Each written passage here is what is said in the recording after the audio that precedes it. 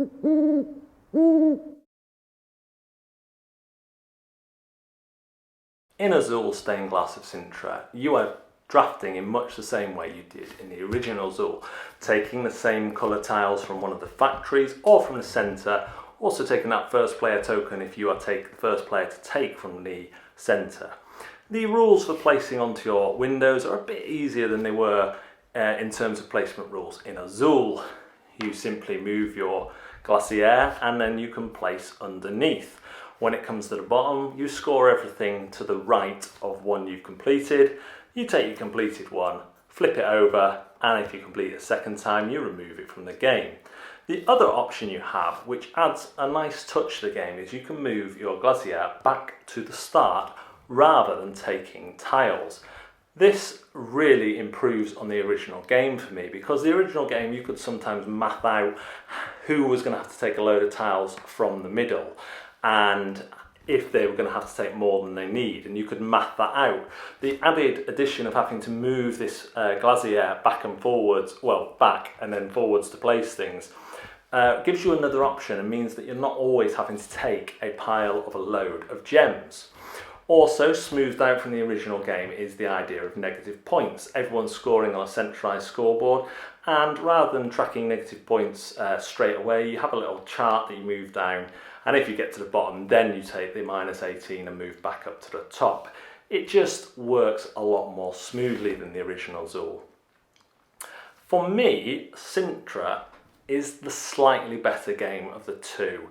The drafting was already solid in Azul, and it remains solid again here. And as I've already said, the addition of this little glacier really helps with those who like to math out the game and work out the turns before. I prefer that it's easier to teach because you don't have to place the tiles into a kind of staging area and then onto the board. You're just placing them straight on. You get bonus points if your tile matches one of the colours for each round. So each round you're going to match a certain colour, and that gives you a chance to plan ahead. When do I want to play my 5 yellows? When do I want to complete that? Well, ideally I want to complete that in a round where I get a bonus for each yellow. So that's really nice too. The scoring is a little bit more complicated maybe. You're scoring for your row that you've completed, or column that you've completed, and everything to the right. But this allows you to get some really big combos. Filling up the right first often gives you low points, but then if you fill up one of the left ones, you're going to get a ton of points. There's also a double-sided bottom board, which gives you different ways of doing endgame scoring. If you haven't played Azul and want to try out one of these Azul games, I would recommend this one. I played both these games with my wife thinking that I would then sell one on because they were too similar, and she felt they were different enough to keep both. They both have that puzzly element where you've got a spatial puzzle that you're trying to work out. I do think this one is a slightly easier teach, but it feels more complex in scoring, or more satisfying in scoring somehow.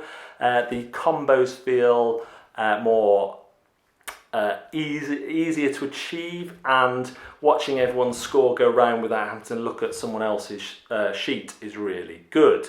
There is variety from the way that these turn round and get ordered in different ways, more so than the first game. However, you can't really go wrong with both games as a gateway drafting game. I absolutely love both Azuls. If I could only play one, it would be the Stained Glass of Sintra. Intimidation factor is relatively low. The pieces are chunky and nice. These are more tactile than the first ones, but not as pretty, if that bothers you. And the game's rules are easy, and there is built-in variance and variation, and the game is a lot of fun. Azul will always be in my collection in some form or another, and for once, if my wife has her way, that will be both copies. Thanks very much for watching a Zatu review. We'll see you next time.